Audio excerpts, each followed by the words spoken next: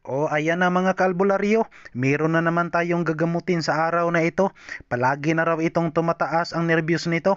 Ayan o, nagsusuka na. Asa nakikita nyo, sa unang tingin ko pa lang akala ko nasaniban lang ng masamang espiritu. Kaya dinala nila agad dito sa atin bilang albularyo. So nang nagumpisa na ako at nagorasyon na ako dito, nagkamali lang pala ako. So, ang gagawin lang natin dito mga kalbularyo, pag makaranas kayo katulad nito, tanggalin nyo lang ang cylinder head at kunting linis lang. At kailangan din mag-leak test tayo sa mga engine valves nito para naman makasiguro tayo at walang bulyaso. Alam naman natin lahat na ang trabaho ng isang mekaniko ay hindi biro, no? Requirement dito ay mahaba ang pasensya mo. So, ayan na.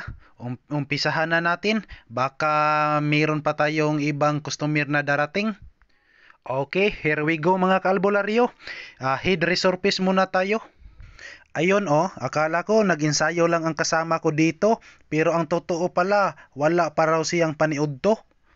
So, stop muna tayo para walang sakit sa ulo. Okay, here we go.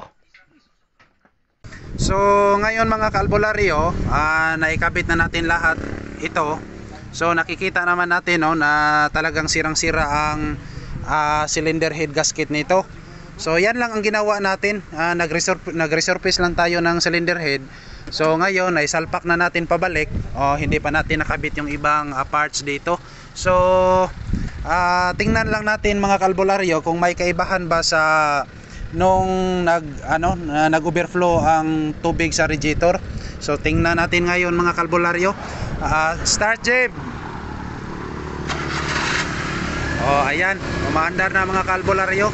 So tingnan natin sa radiator mga kalbularyo, kasi yung sa una ay overflow talaga yung radiator natin. Sa nakikita natin doon. So ngayon mga kalbularyo, tingnan natin mga kalbularyo. So ayun. So andito na mga kalbularyo. Nakikita natin. Try natin na i-rev. Okay. So wala nang overflow mga kalbularyo. So meaning wala nang pressure galing sa combustion niya, kasi nabago na natin yon ang cylinder head gasket. So ayun mga kalbularyo, problem solved. Success tayo dito. Okay, shout out muna natin sa ating mekaniko ngayon. Okay, sige, thank you po.